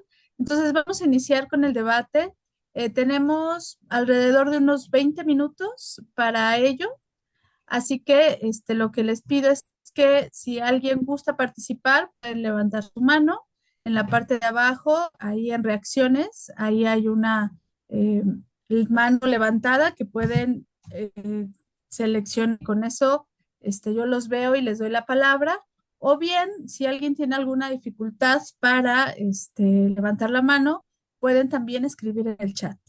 Les pediría, puesto que tenemos 20 minutos, que las participaciones fueran muy concretas. Si bien lo que queremos es que estos aportes enriquezcan el diálogo, entonces bienvenidos, pero sí que sean concretas. Entonces, ya hay acá una mano levantada. Pave, sí, adelante. Hola, hola, ¿me escucho bien? Sí, sí, te escuchamos. Bueno, primero, muchas gracias por lo compartido. Y bueno, ahí a volver a ver los videos y eso para que quede mucho más arraigada la información, ¿no? Quisiera ver esta explicación nuevamente un par de veces más. Sin embargo, quisiera tomar el tema donde se habla de esta parte, cómo se empieza a ver la economía o sea, sin estar conectada con las relaciones, ¿no? Con las conexiones sociales. Y, y esto referente a que tendría que ser entonces el poscapitalismo algo que estuviera fuera de esa concepción de la economía, o se dice la economía más. eh, a mí me parece importante saber si en estos términos si conviene eso o no entendí bien, o realmente entender la economía de otra forma, incluso desde su etimología, ¿no? Como esta organización o, o estudio, conocimiento de los recursos de la casa, del todo, ¿no? En sus diferentes niveles, ¿no? Incluso desde el cuerpo, desde el territorio, este, desde la comunidad. Em, eso por un lado, como entender mejor esa parte. Y en un contexto general de todo lo que se dijo, pues algo que quiero compartir es esta cuestión de cómo entender el capitalismo para luego entender qué sería un poscapitalismo y, y que hay varios puntos que tomar en cuenta. Y algo que a mí me ha como llamado últimamente la atención es poner mucho la atención en los procesos o interacciones que existen en la naturaleza, tanto en otras sociedades animales como en el cuerpo mismo para generar su función como una unidad, como un organismo, ¿no? Este, atendiendo como una biomimética social, biomimética organizacional, incluso cultural. Este, y que ahí, pues bueno, es interesante como empatar con estos puntos que se acaban de mencionar ahorita y ver cómo en esas sociedades de otros animales o incluso pensando en nuestras células como una sociedad organizada, este, cómo no existen ese tipo de dinámicas, ¿no? Entonces, eh, y que podría ser ahí como una línea interesante de aplicar la biomimética para pensar en diferentes posturas o diferentes formas de un postcapitalismo. Eso es lo que quiero aportar y Ok. bueno, esta cuestión como de la cuestión económica y que me gustaría ahondar más. Muchas gracias. Gracias, Pablo. Jerome, ¿te parece que tengamos varias participaciones y al final te damos unos minutos para que puedas comentar, unos 5 minutos? Claro. Estaba, ok, estaba ahí otra mano levantada de Lalo Barros. No sé si todavía estás, ¿quieres participar? Pues sí, a lo mejor es una reflexión que me quedó pensando, bueno, muchas gracias por toda la charla y esto, pero yo siendo educador, lo que a veces me pregunto es cómo eh, en todo este plano, cómo entra como lo simbólico, ¿no? Yo pensando en que a lo mejor trabajo como con esta estructura simbólica también social, ¿no? Que a lo mejor es lo que de inicio lleva a las transiciones, que luego se articulan de una u otra forma, ¿no? No sé, a lo mejor a ese respecto que pudiera comentar o en base a la experiencia, ¿no? Ok, muchas gracias, Lalo. Bueno, la primera participación sobre el tema de las relaciones económicas, lo tuyo bien importante, lo simbólico. Y tenemos algunas participaciones en el chat, las voy a leer para que todas las conozcan. Y dice, hay conexiones entre los planteamientos del poscapitalismo y la crítica, perdón, y la crítica que ha hecho Ivan Illich a la sociedad moderna e industrializada, así como sus propuestas en torno a la convivialidad, la proporcionalidad y lo comunitario. Ricardo nos pregunta si tienes, Jerome, escrito esto que nos expusiste el día de hoy. Seguramente sí, pero si nos das una recomendación de alguno de tus escritos. Y Olga nos pregunta, o te pregunta, ¿cómo se imagina un postcapitalismo postpatriarcal? ¿Cuáles serían sus expresiones? Pues muchas preguntas, no sé si por supuesto hoy no vamos a acabar toda esta discusión, este diálogo, pero bueno, interesante que quede ahí puestas todas estas inquietudes. Daniel también pregunta cómo interpelar a las tradiciones del anticapitalismo que se mantiene en la concepción moderna de la historia sin provocar posiciones autodefensivas. Bueno, tenemos otras dos participaciones. Primero, Pablo Gómez. Gracias. Para ser puntual, en la línea divisoria que hablaba de productividad, me queda la duda, como si hay modelos en donde se esté planteando el uso de la tecnología eh, de manera autónoma, ¿no? A lo mejor conozco o cómo aportan las tecnologías a las autonomías o a estas construcciones de alternativas postcapitalistas, pensando en aprovechar pues su potencia de transformación material, ¿no? Librándonos de todo lo que el capitalismo tiene encima de ellas, ¿no? No sé si los modelos open source o qué otros marcan como podríamos pensar como caminos a seguir. Y también en ese rubro eh, me queda a mí la duda cuando se hablaba en la toma de decisiones sobre productividad, que a lo mejor eso nos llevaba a que se limitaba al mínimo necesario la productividad para tener la vida digna conforme a la decisión común. Si eso, algunas ideas similares yo he escuchado sin haber profundizado mucho en quienes proponen el decrecimiento. Y si hay alguna reflexión que nos pueda compartir Jerome desde este concepto de decrecimiento y si sí va alineado a esta perspectiva que él nos compartió. Gracias. Gracias, Pablo. José Ángel Flores. Bueno, primeramente un saludo fraterno desde Intibucá, en el oriente de El Salvador. Un gusto el poder estar aquí con cada uno de ustedes. Es bien importante para todo el tema de las luchas que estamos librando en nuestro territorio. Con lo que se ha compartido, primeramente el agradecimiento, muy buenos aportes. Ya había tenido la oportunidad de escucharle en todos los procesos en la zona sur de México. Tuvimos una oportunidad cuando se realizó todo el tema del esfuerzo contra los megaproyectos en un encuentro que hubo de pueblos en la zona de San Cristóbal y tuvimos un acercamiento. En el caso concretamente de las inquietudes que tengo por mi parte, es un poco la realidad salvadoreña. Por ejemplo, a diferencia de otros territorios de América Latina, aquí ha habido todo un proceso de profundización del capitalismo tan brutal donde inclusive no hay expresiones de tenencia colectiva de la tierra. Por ejemplo, aquí los pueblos originarios, pueblos indígenas, han sido totalmente despojados de sus tierras y existe toda una concepción neoliberal, es decir, el tema del adoctrinamiento neoliberal ha sido sumamente fuerte y casi todo el tema del pensamiento ancestral se ha ido extirpando, eliminando todo el aparataje de dominación. Y para nosotros es un tema también dentro de las organizaciones de base. Digamos, yo formo parte de un sindicato de trabajadores del campo indígena que se llama MILPA y que estamos articulando esfuerzos con otros sectores sindicales, con trabajadores de la ciudad.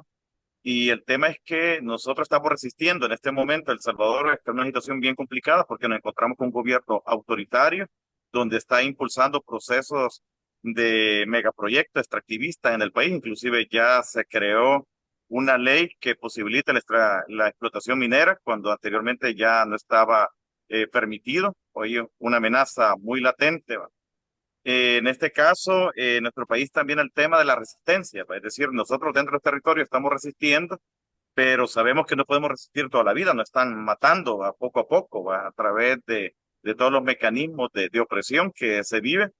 Y en ese sentido también el dilema del poder, ¿va? Es decir, cómo en territorios, por ejemplo, el caso de El Salvador, donde no existe autonomía dentro de los territorios, donde el aparato del Estado controla todo, entonces, ¿cómo hacer esa construcción de poder contrahegemónico cuando no se tiene un territorio, ¿va? Por ejemplo, a control de la comunidad? Esa es como una de las situaciones bien adversas y en ese sentido, cómo proyectarse a futuro o cómo proyectarse en ese sentido el tema del poder cuando toda iniciativa que va en contra de los intereses capitalistas se aplasta.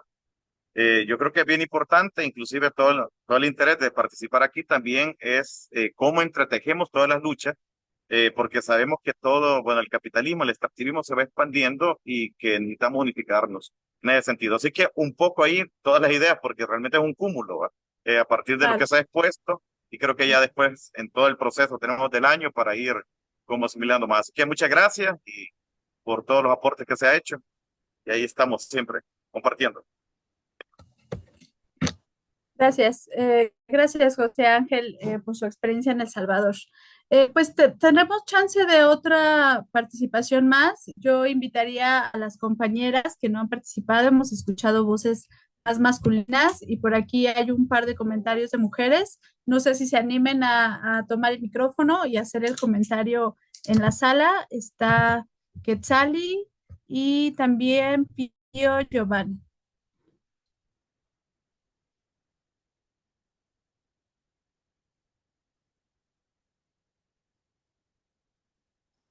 Emilia igual me parece había levantado la mano. Emilia, Emilia ¿sí? Cristina González Machado. Muy bien, gracias. Si no, no la vi. Emilia, sí, adelante. Sí, muchas gracias. Sí, me atreví a levantar la mano, fíjate que uno, por el comentario que hace el compañero de allá de El Salvador, realmente me mueve y me impulsa precisamente pues ahora sí que con mi voz decirle que precisamente ingreso a este diplomado. Yo les saludo y les saludo a todos, a todas, a todes desde acá, desde Mexicali, Baja California, en la parte de la región noroeste de México. Esto que se pregunta José hace resonancia en mí porque cuando ahorita explicaban todo esto del capitalismo, nociones como aparentemente básicas, pero que nos lleva precisamente a como unirnos como grupo, como sensibilizarnos, pero también en este ejercicio de reflexionar, de debatir, de argumentar, para construir algo que estamos construyendo ya desde el momento en el que estamos como adherentes, ¿no? Lo decían al inicio de la charla en los movimientos, en las luchas. Yo pienso que habrá momentos de resistencia y un poquito también retomando el pensamiento de las compañeras zapatistas, habrá momentos de resistencia y habrá momentos de lucha y de organización, ¿no? Yo no creo que haya una respuesta, le apuesto mucho a esta noción también de la pluriversidad. Hay muchas formas de organizarnos y ya el estar ahorita escuchándonos, retroalimentándonos, ya nos empezamos a organizar y resistir contra esta hidra capitalista, este monstruo de muchísimas cabezas, ¿no? Pero aquí estamos, ¿no? Para pensarnos juntos. A mí realmente estuve tomando muchísimas notas, tengo muchas dudas, pero ya con las preguntas que hicieron, yo creo que podemos ir acercándonos, ¿no? A este cuestionarnos de la producción sin ser produccionistas, producir, pero pensando en el bien común, no pensando en la posesión, sino en las vidas dignas de todas las especies, ¿no? Más allá de esta antropoceno, o sea, más allá de esto. Entonces, hay mucho, mucho que dialogar. Muchas gracias por permitirme hablar. Gracias a ti, Emilia, por participar y ser una voz femenina. Muy bien. Vamos, también les leo rápidamente algunos de los comentarios que hicieron en el chat. ¿En qué medida la agencia entraría como herramienta de las comunidades para sobrellevar la tormenta cuando el modo de vida capitalista, el individualismo y la competencia ataca cada vez más la agencia dentro de cada uno? Es decir, cada vez necesitamos más para liberarnos algo de lo que cada vez más padecemos. Gracias, Jerón, por compartir esta síntesis clarificante que despliega múltiples posibilidades como puntos de partida para este espacio formativo.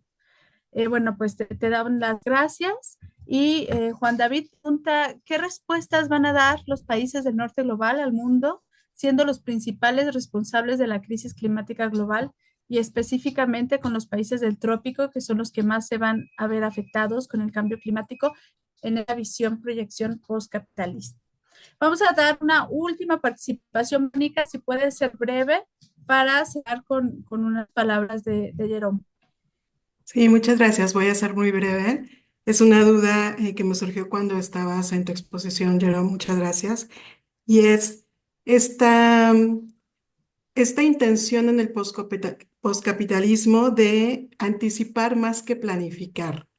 Entonces, si pudiera extender un poco más esta exposición sobre esta planificar versus, perdón, anticipar versus planificar. Y es como si no es un proceso más bien constante, cíclico, no sé. Me surgió esta duda cuando te escuchaba. Gracias. Gracias, Verónica. Pues, Jerome, tienes un reto bastante grande. Yo sé que dar respuestas a tantas inquietudes tan diversas y tan profundas, cada una de ellas es casi imposible. Supongamos entonces que este va a ser el diálogo que da inicio, pero que no termina hoy, que vamos a seguir dialogando incluso contigo a través de tus textos, a través de pues la información que tú nos puedas proporcionar aquí en adelante. Y si nos pudieras Perdón, Clau, compartir. Maggie quiere hacer un Sí. comentario. Sí. Ah, ok, Maggie, sí. Muchas gracias. Yo creo que me, me anima el corazón a compartir que los pueblos originarios, mi proceso con el Ichcol, con la milpa, nos ha dado respuestas preventivas, como siempre ha sido, y la revisión constante y continua, cíclicamente, de lo que sucede integralmente. No tenemos dinero, pero tenemos tierra, semillas y muchas habilidades para el cuidado del medio ambiente y por lo tanto como consecuencia tenemos comida. Este, claro, nuestras deudas no son por comida, nuestras deudas en los pueblos son por toda la industria que la mercadotecnia nos invita a gastar, ¿no? Entonces, creo que muchas gracias por esta presentación tan amplia, tan profunda, en tan corto tiempo. Pero creo que al igual que los hermanos zapatistas, nuestra base para sostener el futuro precisamente está en las pequeñas experiencias que la gente sencilla está viviendo y defendiendo y protegiendo y luchando, pero sobre todo agradeciendo y celebrando la vida. Muchas gracias. Gracias a ti, Maggie. Excelente forma de cerrar las participaciones. Y bueno, pues pero en 5 minutos te pedimos que nos compartas algo de lo que te movió este intercambio, estas preguntas, estos comentarios de los compañeros. ¿Cuántos minutos? 5 minutos, porque tenemos que acabar pues, a las 9. O sea, 10 segundos Casi que para cada son, pregunta.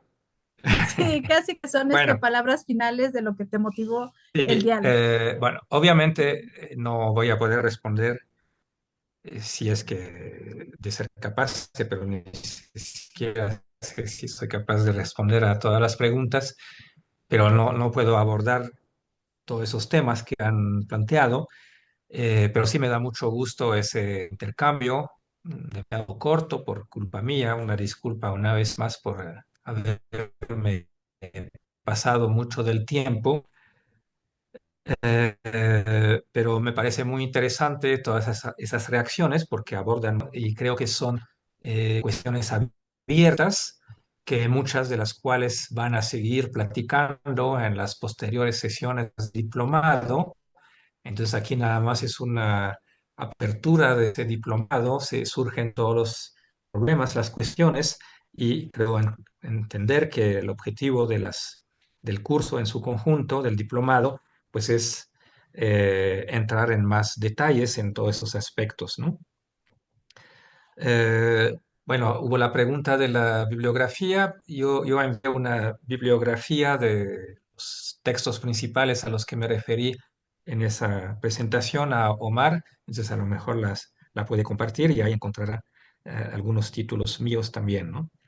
Eh, para empezar, bueno, sí, lo que José Ángel dijo, pues nos recuerda que estamos evidentemente frente a una ofensiva del capitalismo. Yo hablé de la ofensiva específica de la derecha extrema neofascista, que es más visible ahora, pero obviamente hay un contexto general de ofensiva del capitalismo que sigue pues destruyendo los ámbitos de comunidad, la autorganización de la gente para imponer lo que favorece pues la progresión, la generalización de la mercancía y las posibilidades de la ganancia capitalista a través de los megaproyectos, etcétera, etcétera, de los ataques a los territorios. Entonces es una ofensiva continua, brutal, eso pues lo sabemos.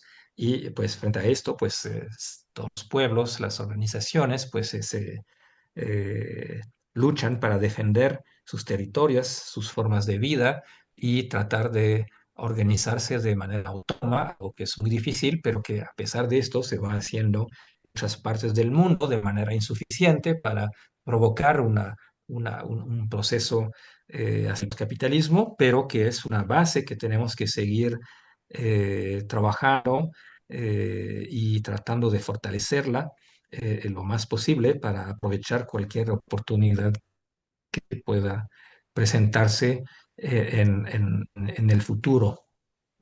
Ahí voy por varias partes mencionando, sí, claro que lo de Illich es muy importante, me refiero, no lo hice ahí, a sus conceptos que se recordaron, pero sí voy a recordar que también él insistió mucho en ese concepto de la subsistencia, en la noción de guerra contra la subsistencia, que retomaron también pensadores muy inspirados por Illich, como Jean Robert, por ejemplo. La guerra contra la subsistencia es lo que hace el capitalismo desde hace por lo menos 2 siglos y medio y sigue haciendo en su ofensiva para destruir las capacidades de autoorganización y de subsistencia de los pueblos, que es exactamente lo que Maggie describió y que es particularmente fuerte entre los pueblos originarios, pues la relación con la tierra y esa capacidad de subsistencia que se basa en primer lugar en la posesión de la tierra, en la posibilidad de producir la base de la vida, es decir, sus propios alimentos, y que sin lo cual, pues efectivamente no podemos avanzar.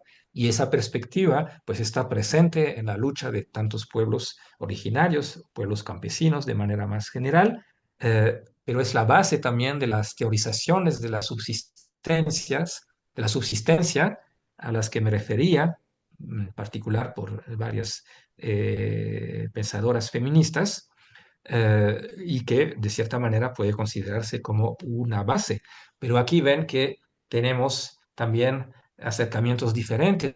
Tenemos esto que nos dice Maggie desde la experiencia de los pueblos originarios, de ese arraigo a la tierra y a la producción de subsistencia, pero otros que también se preocupan por el uso de tecnologías, incluso tecnologías digitales pues que existen, que son en la situación actual, pues factores de destrucción, pero que también quizás podemos considerar que hay posibilidades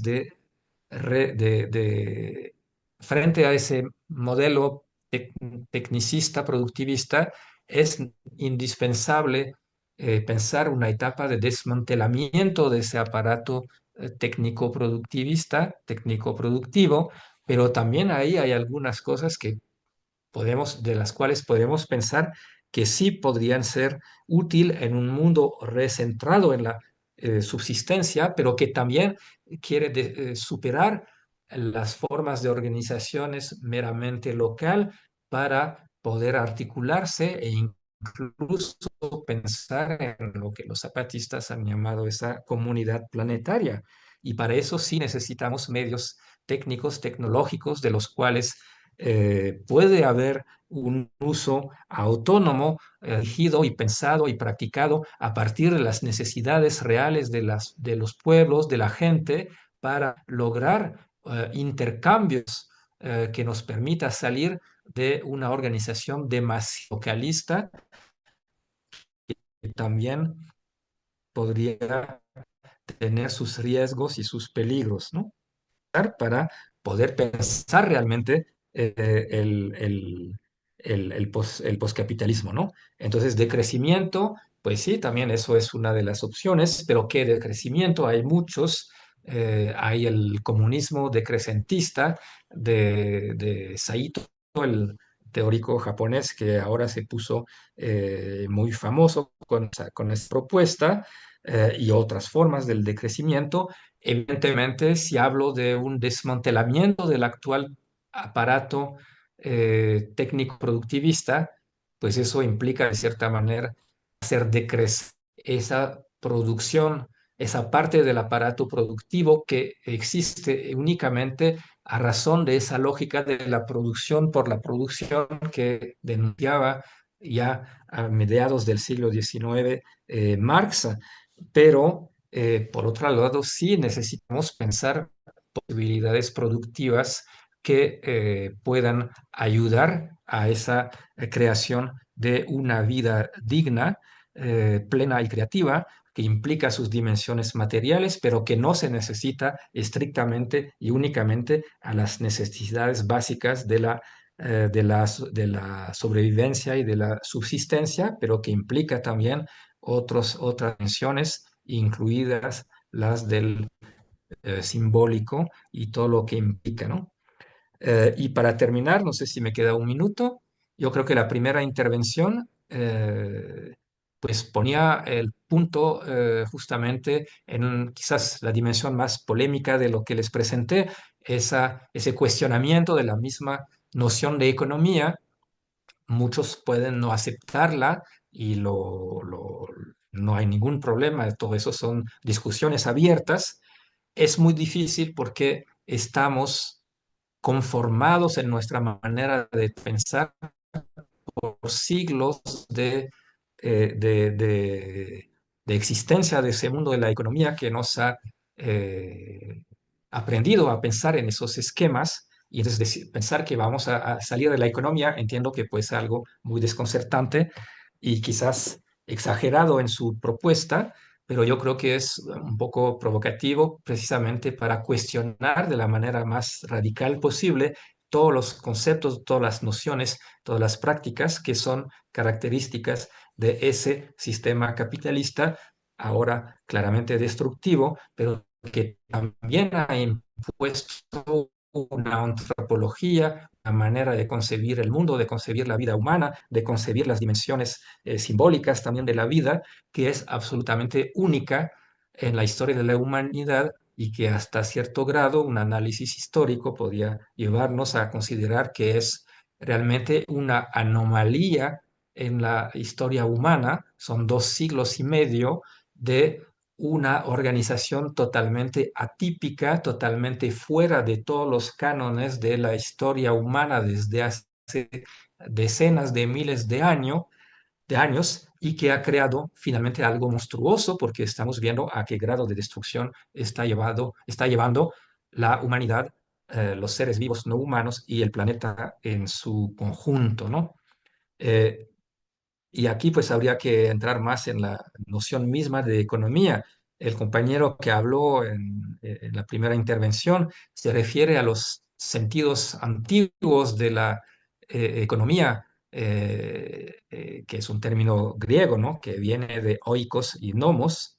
eh, pero aquí hay que ver que el sentido actual de la economía desde finales del siglo XVIII no tiene absolutamente nada que ver con esas concepciones, todo lo contrario, y también es todo lo contrario de lo que Edward Thompson ha llamado la economía moral, que por ejemplo, yo estaría de acuerdo en definir en considerar que el postcapitalismo, pues de cierta manera sería el retorno a esa economía moral anterior al siglo XVIII que ha estudiado históricamente Edward Thompson, que era la lógica de funcionamiento de las sociedades antes de finales del siglo XVIII, que él ha llamado economía moral, pero que en realidad no tiene absolutamente nada de económico, no tiene nada de economía, y la economía tal como se empieza a concebir a partir de los pensadores de finales del siglo XVIII es la destrucción radical y absoluta de esa lógica de la economía moral que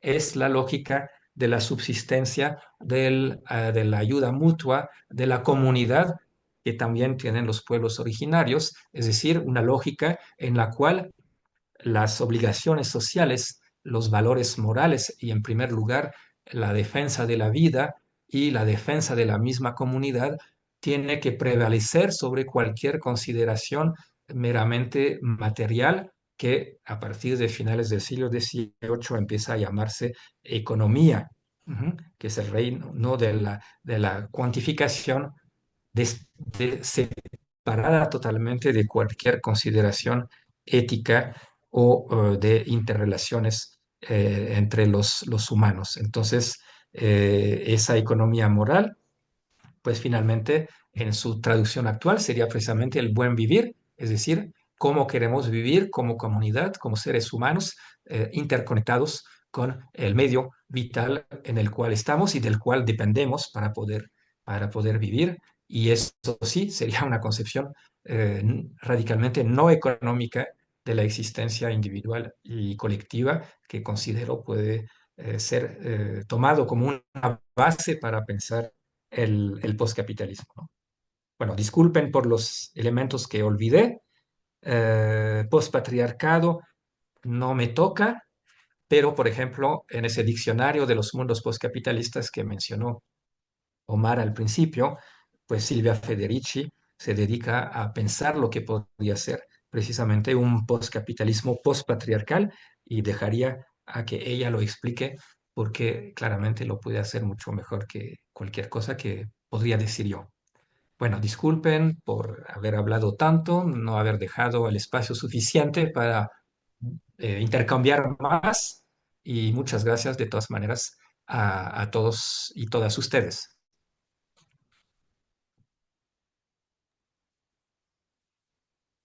Muchas gracias, Jerón, por tu participación.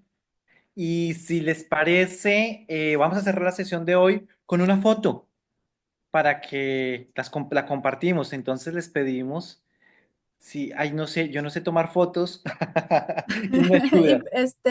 podemos hacer la captura de Aquí lo pantalla. hacemos. Nada más por ahí comentaba Cielo que en el Classroom hay una Mientras, posibilidad exacto, de mientras ver un van video. prendiendo sus Sí. camaritas, nada más para quienes no lo escucharon al inicio, les comparto.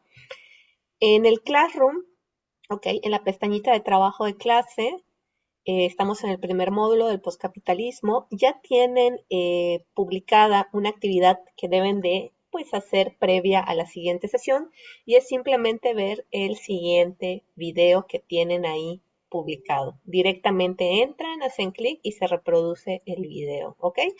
Igual, aquí mientras se estaba haciendo el relajo y la autoorganización en el chat, Aura nos hizo el favor de publicarles en la parte de anuncios el tablón del Classroom, ¿ok?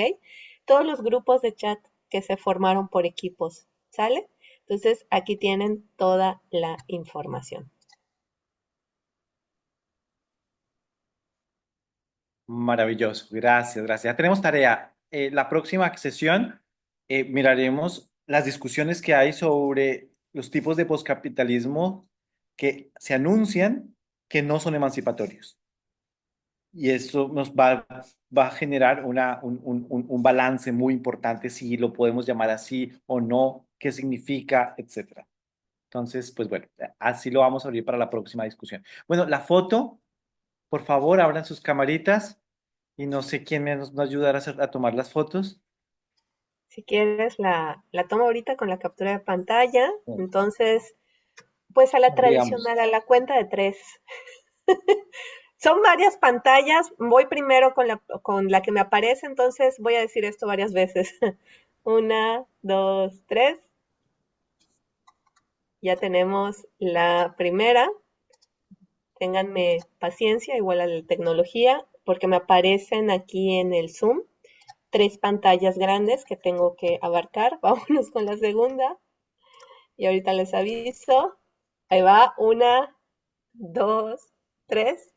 Ya tenemos la segunda y nos falta una más. Tenemos una más por acá. La última. Y ahora sí. 1, 2, 3. Listo. Bueno, listos, estamos. Muchas gracias. Muchas Hasta gracias. luego, buenas noches.